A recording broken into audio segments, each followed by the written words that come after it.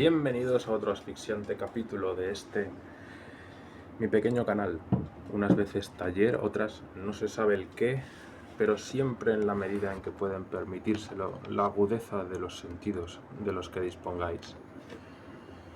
Como habéis notado, hoy la introducción musical ha sido distinta. Y es que durante mi último viaje a la ciudad, al instrumento con el que contaba se le desprendió una pieza, a lo que yo llamaría tal vez un diente. No sé si se tropezó con alguna camiseta en la mochila o qué, pero bueno, al menos me dio para un episodio. No obstante, por fortuna, a mi ansiado regreso a este refugio, en el que mi jardín me esperaba paciente, he encontrado no solo fuerzas para grabar otro vídeo, sino el instrumento que ya habéis escuchado, un tambor, que también parecía haber estado esperándome con paciencia, dispuesto a ocuparse de lo suyo en el momento en el que fuera la ocasión, independientemente de la habilidad de las manos, mas no así de su atrevimiento. Este me lo regaló mi madre hace muchos años. Recuerdo mi nulo interés por él en aquel momento. Recuerdo que lo relegué a un rincón de mi habitación y recuerdo que, aún desde allí, me sirvió de inspiración. Observándolo desde la cama, escribí un relato que marcaba un pequeño hito en mi carrera, por su mayor calidad literaria en comparación a mis textos anteriores.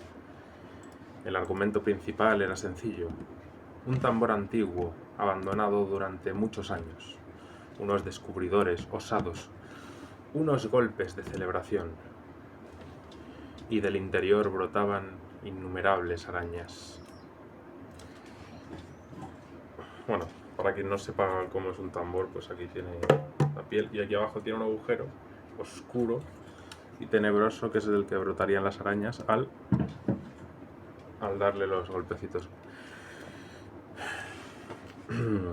Para mí, en ese momento, en el que mi literatura estaba enfocada al género de terror, y en ese sentido sigo pensando igual, no hace falta más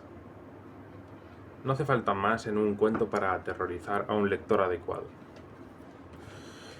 En cuanto al cambio en sí, ¿qué os parece este tambor?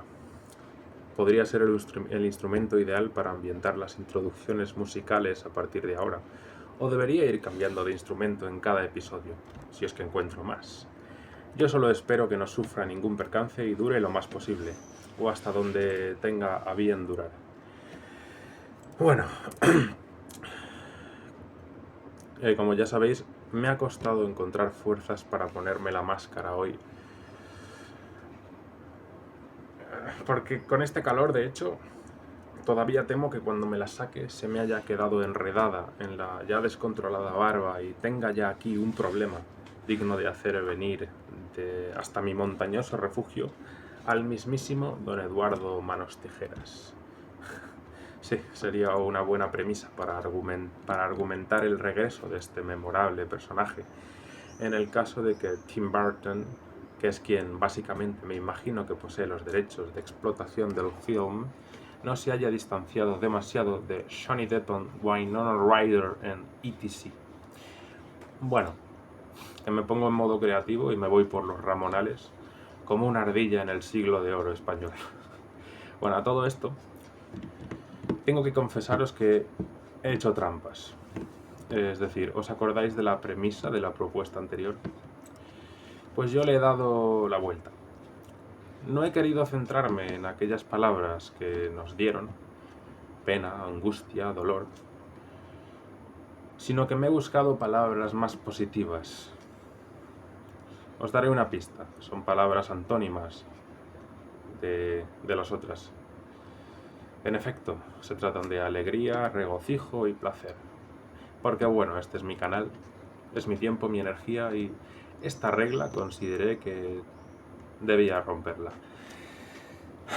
Al fin y al cabo, el propio ejercicio nos hablaba de la importancia de los matices, de los detalles, y si al fin y al cabo un pequeño detalle, un matiz, me puede hacer sentir más a gusto con el ejercicio, por lo que sea, es mejor que así sea a que no sea en absoluto, creo.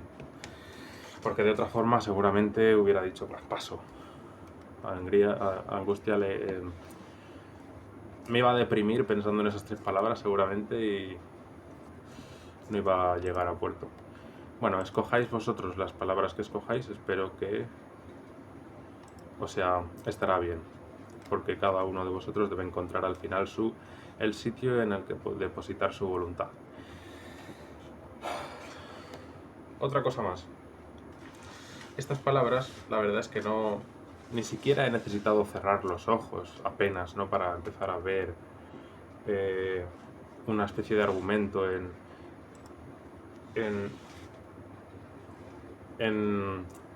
lo que me transmitían o en lo que para mí significaba cada una de estas palabras. Y sin más ni más, este es mi resultado. Dice: desde que tenía uso de razón, recordaba escoger un libro cada amanecer de la estantería que sus padres habían instalado en su habitación antes de su nacimiento y que estaba provista de una gran variedad de obras. Se llevaba consigo el libro escogido y le daba comienzo en el comedor durante el desayuno. El resto del día lo llevaba bajo el brazo, allá donde tuviera que transcurrir su jornada. Era su inseparable acompañante, listo para invocarlo en los minutos, a veces horas, muertas, que de esta forma estarían bien empleadas y que solían ser más que suficientes para acabarlo. Un día sus pensamientos debieron ser más espesos, o el libro escogido más largo de lo habitual, o, extrañamente, atardeció antes. Pero no le dio tiempo a terminar de leer el libro, completando su tradición diaria, antes de la llegada de la noche, durante la que, carente de luz con la que continuar, se vio abocado a la reflexión en relación al anómalo hecho, antes de que viniera a salvarlo de sus propios miedos, al cambio y a lo extraño, el sueño, concluyendo en que las horas muertas, a pesar de estar muertas, podían representar una inyección vital imprescindible al borde de la extinción. Bien, y ahora ha llegado un momento muy esperado para mí, y es el momento de hablar de mi libro, Gente Cruel, ya disponible y al alcance de todo ser pensante de la Tierra a través de Amazon, o poniéndose directamente en contacto conmigo, que aquí me tenéis. Eso sí, os lo advierto, con este libro he sufrido mucho, que trata temas muy oscuros, si bien desde la ficción inspirado en casos reales y en pulsiones diagnosticadas entre nuestros semejantes.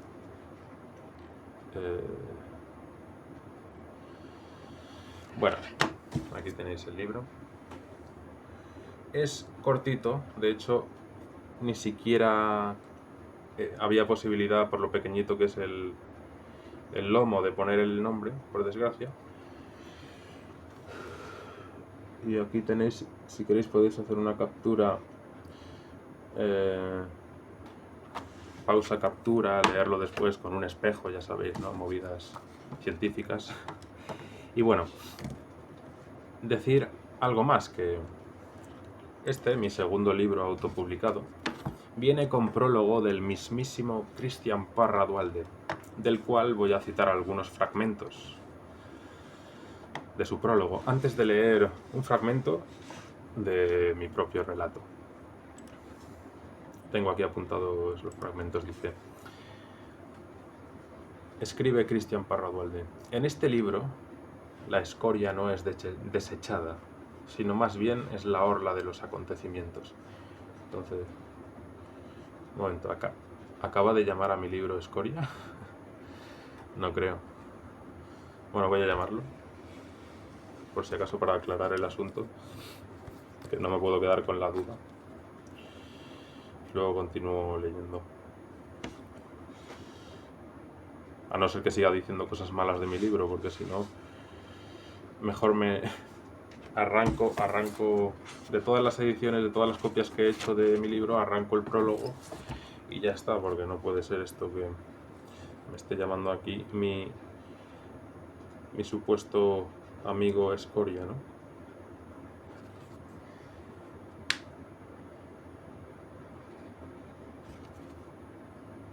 Altavoz.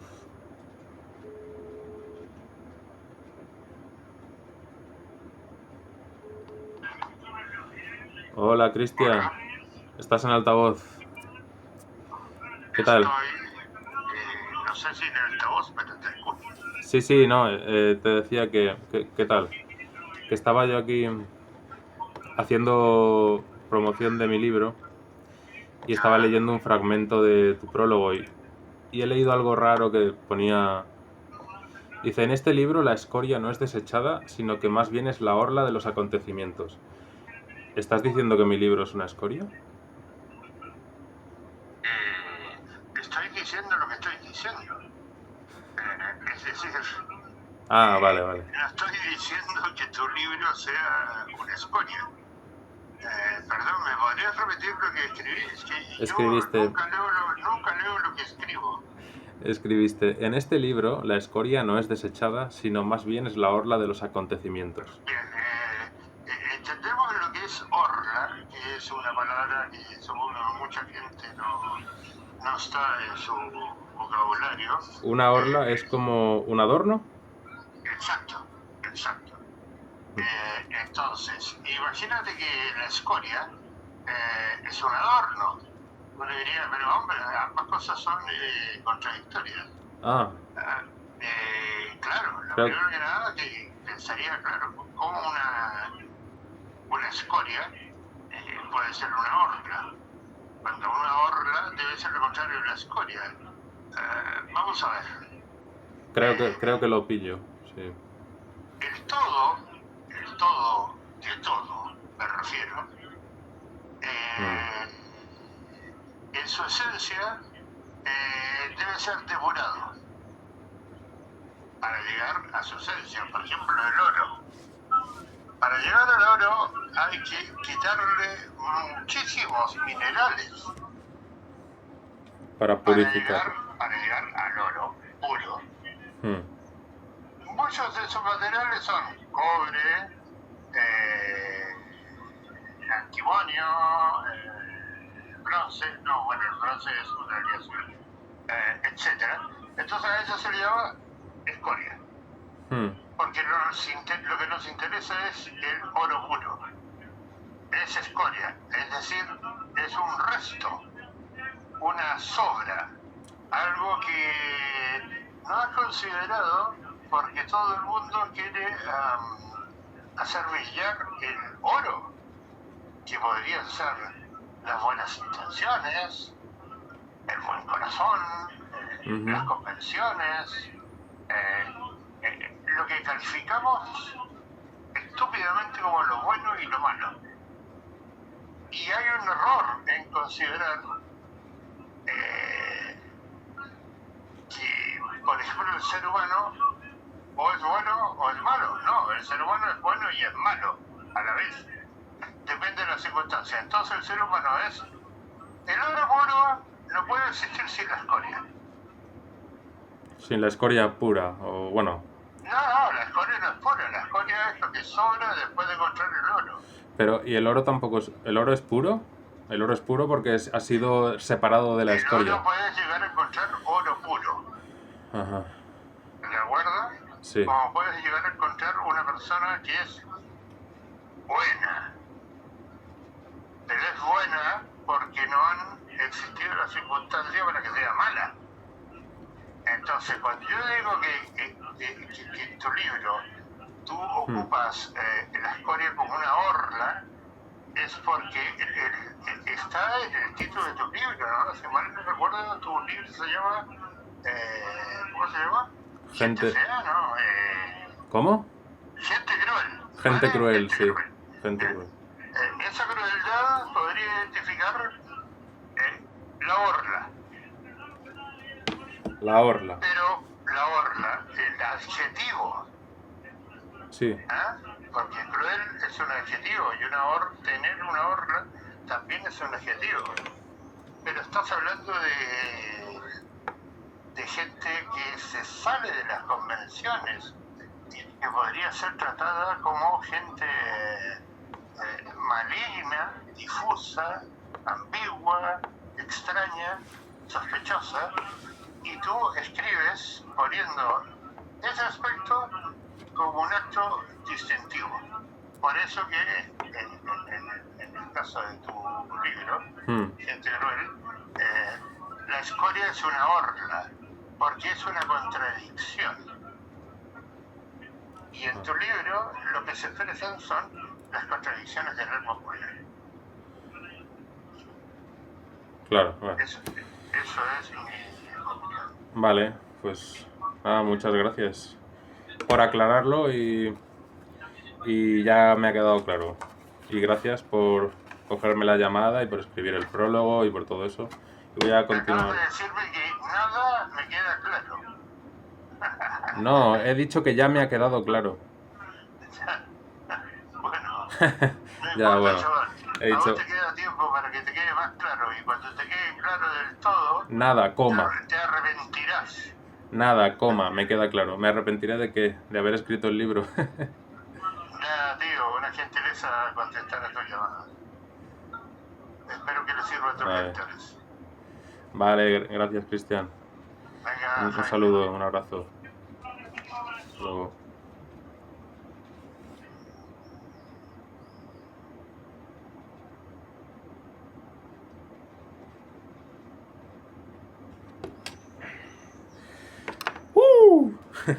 Hostia, casi me quito la máscara del sofoco que me ha entrado, macho. Bueno, creo que ha quedado claro de que no se refiere a mi libro como escoria, sino que la escoria es la orla de los acontecimientos que describe mi libro. Continuamos después de esta aclaración. Continúo parafraseando a mi buen amigo Cristian Parra Dualde, que dice: en esta, su segunda aventura literaria tras el torbellino tipo escritura automática con el que se estrenó con Estilo Mágica, no tengo un ejemplar para mostraroslo, pero Estilo Mágica de mi autoría también está disponible en Amazon, y os recomiendo que lo leáis porque al fin y al cabo, pues si bien considero que este libro ya puede tener algún interés literario, pues el otro, si me decidí a autopublicarlo, pues en gran parte también era porque consideré que podía tener algún interés, así que bueno, léetelo. A toda costa. No. Joder, ya he interrumpido aquí. En esta, su segunda aventura literaria tras el torbellino tipo escritura automática con el que se estrenó con Estilo Mágica, se atreve a introducirse en laberintos que, no obstante ser caminos narrativamente secuenciales a seguir, como tal laberintos tienen esquinas a modo de puntos de inflexión que actúan tanto como rutas de escape como de un deambular infinito entre capas existenciales, pese a la señalética metafórica indicada por los nombres alegóricos de sus protagonistas y la descripción exhaustiva de sus circunstancias.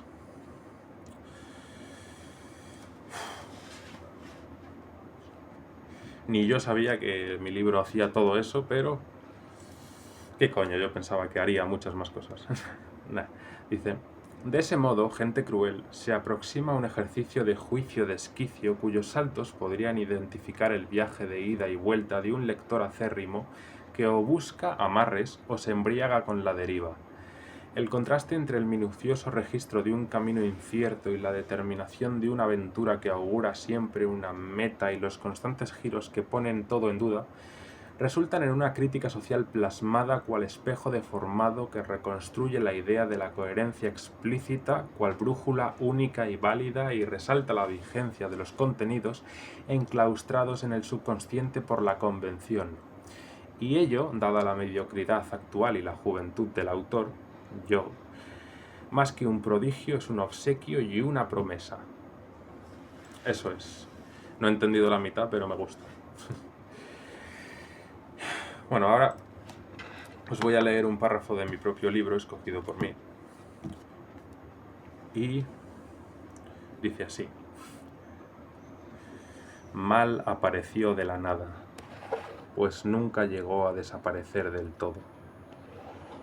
Apartó los últimos obstáculos que se interponían entre él y el camino olvidado y tomó el desolado rumbo, no encontrando a nadie en varios kilómetros, como si todos sintieran vergüenza de que se les viera en una trayectoria de ida o vuelta deshonrosa, en tanto se suponía que la magia a la que conducía era inexistente y por tanto su pretensión de uso propia de locos. Bueno, así dice mi libro. Y bueno, ¿qué os parece? ¿Continuaríais leyendo esta historia? ¿Os gustaría tener vuestro propio ejemplar de este futuro clásico de la literatura en vuestras estanterías? En vuestras estanterías. Uno en cada una de ellas para... quizá debajo de la pata de una mesa. Bueno, ¿os gustaría conocer al autor de esta intrigante obra? Todo puede comenzar por un comentario aquí abajo. Leeré atentamente vuestros mensajes. Bueno, ya era hora. Ahora ya para despedirme, decir que ya era hora de... Llevaba tiempo queriendo hacer un vídeo promocional de mi segundo libro. Aunque la verdad que estoy harto de hablar de él, así que... No de hablar de él, sino de trabajar en él. Ya os digo que realmente fuera bromas. No lo leáis si sois muy sensibles. No es apto para estómagos delicados. Nada. Ahora voy a cortar el vídeo y voy a revisarlo para ver si es apto para ser subido próximamente. Muchas gracias. Nos vemos en el próximo episodio. Chao.